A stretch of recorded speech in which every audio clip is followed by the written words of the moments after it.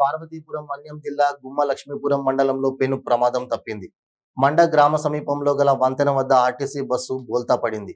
గుమ్మ లక్ష్మీపురం నుండి పార్వతీపురం వెళ్తుండగా ఈ ఘటన చోటు చేసుకుంది. ఎదురుగా వస్తున్న ఎక్స్ప్రెస్ బస్సును తప్పించబోయి వంతెనను ఢీకొన్నట్లు డ్రైవర్ తెలిపాడు. బస్సులో మొత్తం 23 మంది ప్రయాణికులు ఉండగా ముగ్గురు ప్రయాణికులకు తలకు కంటికి గాయాలయ్యాయి.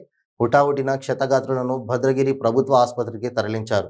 మిగిలిన ప్రయాణికులు క్షేమంగా ఉండడంతో అంతా ఊపిరి పీల్చుకున్నారు. ఘటనా స్థలానికి చేరుకున్న పోలీసులు కేసు నమోదు చేసుకుని దర్యాప్తు చేస్తున్నారు.